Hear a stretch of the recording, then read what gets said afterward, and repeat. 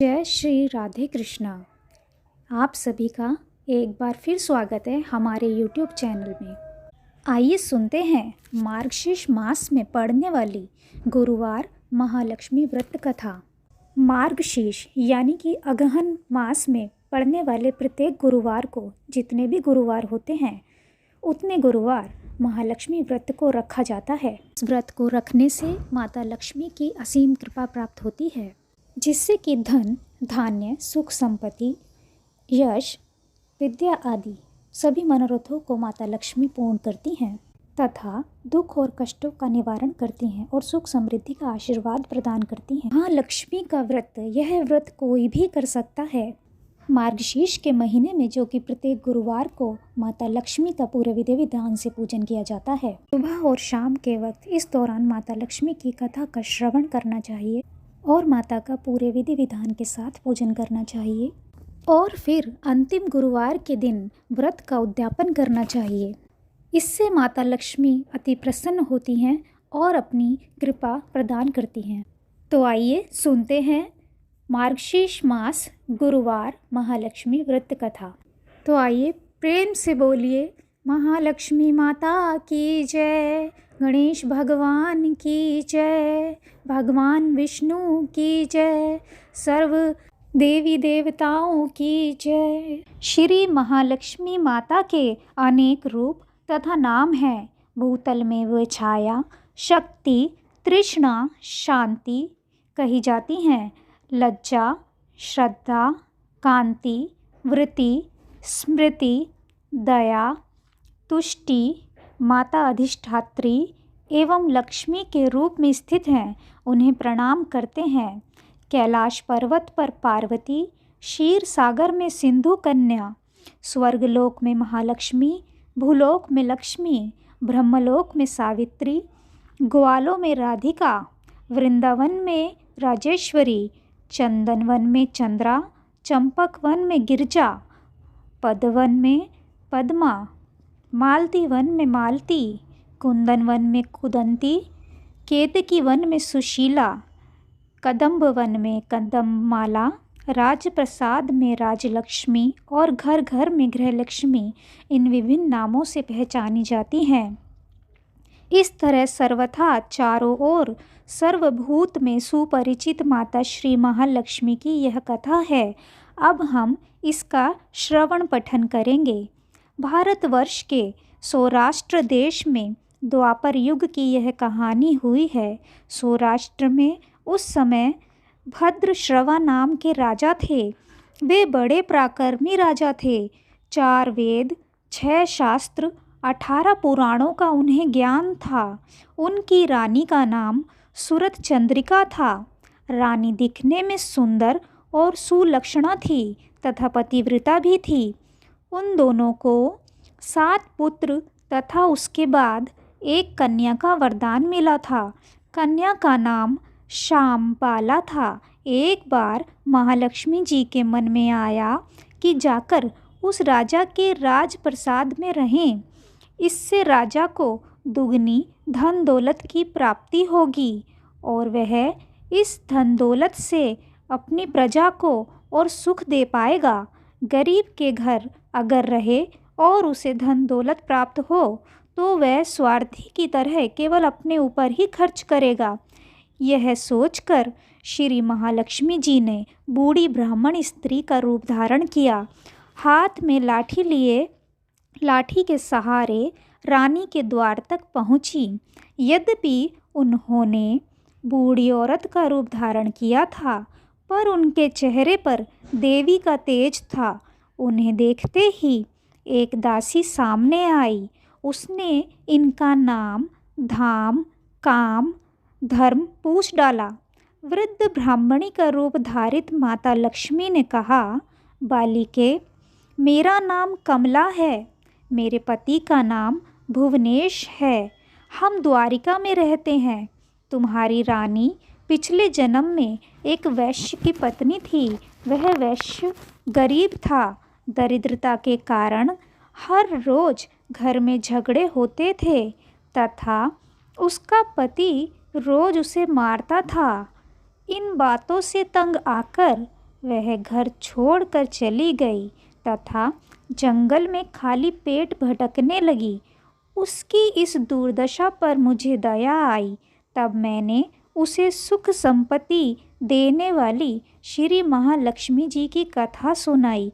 मेरे कहने पर उसने श्री महालक्ष्मी जी का व्रत किया। श्री महालक्ष्मी जी प्रसन्न हुई, उसकी गरीबी दूर हुई, उसका घर संसार दौलत संतति संपत्ति से भर गया। बाद में पति पत्नी दोनों परलोक सिधारे। लक्ष्मी व्रत करने के कारण वे लक्ष्मी लोक में रहे। उन्होंने जितने साल महालक्ष्मी जी का व्रत किया उतने हजारों साल उन्हें सुख भोग मिला।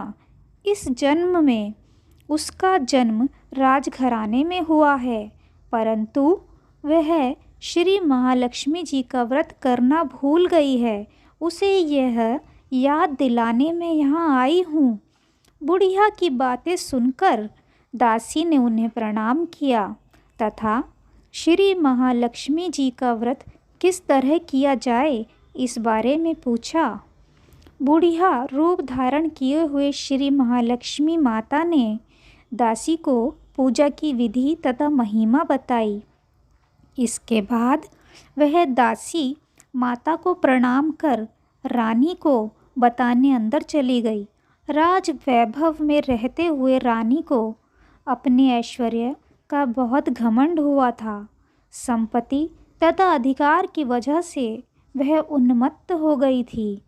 दासी द्वारा बताई गई बुढ़िया की बातें सुनकर वह आग बबूला होकर राजद्वार पर आकर बुढ़िया रूपी श्री महालक्ष्मी पर बरस पड़ी।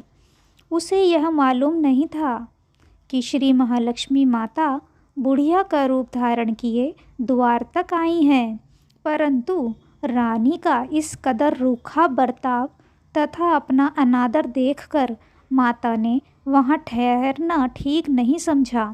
वे वहाँ से चल पड़ी। राह में उन्हें राजकुमारी श्यामबाला मिली। उन्होंने श्यामबाला को सारी बात बताई। श्यामबाला ने अपनी ओर से श्री महालक्ष्मी माता से क्षमा मांगी।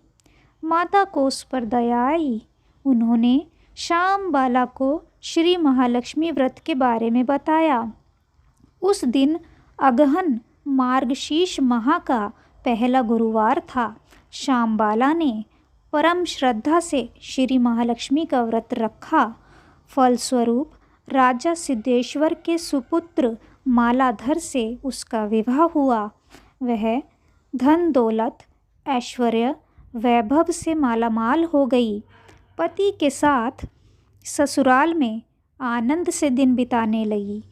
इधर श्री महालक्ष्मी का रानी पर प्रकोप हुआ। फलस्वरूप राजा भद्रश्रवा का राज्य एवं राज कारोबार नष्ट हो गया। यहाँ तक कि खाने के लाले पड़ गए।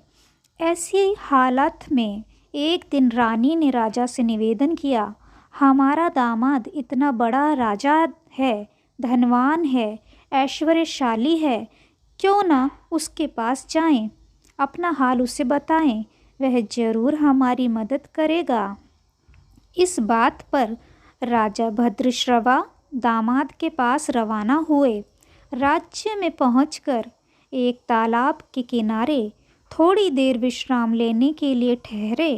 तालाब से पानी लेने आते जाते दासियों ने उन्हें देखा। उन्होंने विनम्रता से उनकी पूछताछ की। जब उन्हें यह मालूम हुआ कि वे रानी श्यामबाला के पिता हैं, तो दौड़ते हुए जाकर उन्होंने रानी को सारी बात बताई। रानी ने दासी के हाथ राज परिधान भेजकर बड़े ठाठ से उनका स्वागत तथा आदर सत्कार किया, खान पान करवाया। जब वे लौटने लगे तो सोने की मोहरों से भरा घड़ा दिया। राजा भद्रश्रवा जब वापस लौटे तो उन्हें देखकर रानी सूरत चंद्रिका खुश हुई। उन्होंने सोने की मोहरों से भरे घड़े का मुंह खोल दिया, पर हाय भगवान, घड़े में धन के बदले कोयले मिले। यह सब श्री महालक्ष्मी के प्रकोप से हुआ। इस प्रकार दुर्दशा में और कई दिन बीत गए। इस बार रानी स्वयं अपनी कन्या के पास गई। वह दिन अगहन माह का अंतिम गुरुवार था। श्यामबाला ने श्री महालक्ष्मी का व्रत किया, पूजा की, अपनी माता से भी व्रत करवाया। इसके बाद रानी अपने घर आई। श्री महालक्ष्मी का व्रत रखने पर उसे फिर से अपना राजपाट, धन दौलत, ऐश्वर्य प्राप्त हुआ। वह फिर से सुख, शांति, आनंदमय जीवन बिताने लगी। कुछ दिनों बाद राजकन्या श्यामबाला अपने पिता के घर आई।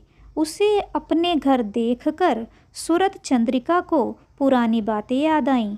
यह कि श्यामबाला ने अपने पिता को घड़ा भर कोयला दिया था और उसे तो कुछ भी नहीं दिया था। इसी कारण श्यामबाला को पिता के घर आने पर उसका कोई आदर आतिथ्य नहीं हुआ, बल्कि अनादर हुआ। पर उसने इस बात का बुरा नहीं माना। अपने घर लौटते समय उसने पिता के घर से थोड़ा नमक ले लिया।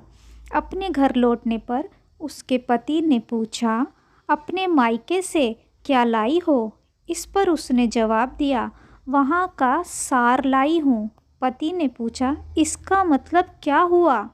श्यामबाला ने कहा, थोड़ा धीरज रखें, सब मालूम हो जाएगा। उस दिन श्यामबाला ने सारा भोजन नमक डाले बिना बनाया और परोसा। पति ने खाना चखा। सारा खाना नमक बिना था, इसलिए स्वाद न आया। फिर श्यामबाला ने थाली में नमक डाला। इससे सारा भोजन स्वादिष्ट लगने लगा। तब श्यामबाला ने पति से कहा, यही है वह मायके से लाया हुआ सार। पति को उसकी बात सही लगी। फिर वह दोनों हंसी मजाक करते हुए भोजन करने लगे। कहा गया है कि इस तरह जो कोई श्रद्धा भाव से श्री महालक्ष्मी की पूजा करे, उसे माता की कृपा प्राप्त होती है, सुख, संपत्ति, शांति प्राप्त होती है और सभी मनोकामनाएं पूरी हो जाती हैं। परंतु यह सब प्राप्त होने पर माता की पूजा को भूलना नहीं चाहिए। हर गुरुवार को व्रत पाठ अवश्य करना चाहिए। इस तरह श्री महालक्ष्मी की महिमा भक्तों की मनोकामना पूरी करती हैं। इस प्रकार श्री अगहन बृहस्पति व्रत कथा या श्री महालक्ष्मी गुरुवार की कथा संपूर्ण होती है। अगहन मास को मार्गशीर्ष क्यों कहा जाता है? दरअसल हिंदू पंचांग के अनुसार वर्ष का 9वां महीना अगहन कहलाता है। अगहन मास को मार्गशीर्ष नाम से भी जाना जाता है। अगहन मास को मार्गशीर्ष कहने के पीछे भी कई तर्क हैं। भगवान श्री कृष्ण की पूजा अनेक स्वरूपों में व अनेक नामों से की जाती है। इन्हीं स्वरूपों में से एक मार्गशीर्ष भी श्री कृष्ण का ही रूप है। शास्त्रों में कहा गया है कि इस माह का संबंध मृगशिरा नक्षत्र से है। इस माह की पूर्णिमा मृगशिरा नक्षत्र से युक्त होती है। इसी वजह से इस मास को मार्गशीर्ष मास के नाम से जाना जाता है। भागवत के अनुसार भगवान श्री कृष्ण ने भी कहा था कि सभी माह में मार्गशीर्ष श्री कृष्ण का ही स्वरूप है। मार्गशीर्ष मास में श्रद्धा और भक्ति से प्राप्त पुण्य के बल पर हमें सभी सुखों की प्राप्ति होती है। इस माह में नदी स्नान और दान पुण्य का विशेष महत्व होता है। श्री कृष्ण ने मार्गशीर्ष मास की महत्ता गोपियों को भी बताई थी। उन्होंने कहा था कि मार्गशीर्ष माह में यमुना स्नान से मैं सहज ही सभी को प्राप्त हो जाऊंगा। तभी से इस माह में नदी स्नान का खास महत्व माना गया है। मार्गशीर्ष में नदी स्नान के लिए तुलसी की जड़ की मिट्टी व तुलसी के पत्तों से स्नान करना चाहिए। स्नान के समय ओम नमो नारायणा या गायत्री मंत्र का जप करना चाहिए। कहा जाता है कि मार्गशीर्ष के महीने में जो भक्त भगवान श्री कृष्ण के मंत्र का जाप करता है, उसकी सभी इच्छाएं और मनोकामनाएं भगवान कृष्ण पूरी करते हैं। मार्गशीर्ष अगहन मास महालक्ष्मी व्रत कथा पूरी सुनने के लिए आप सभी का कोटि कोटि धन्यवाद। ईश्वर आपकी सभी मनोकामनाएं पूर्ण करें, ऐसी हम ईश्वर से प्रार्थना करते हैं। वीडियो अच्छा लगे तो वीडियो को लाइक करें, शेयर करें, कमेंट करें और चैनल पर नए हैं तो कृपया चैनल को सब्सक्राइब कर लीजिए। Thank you for watching.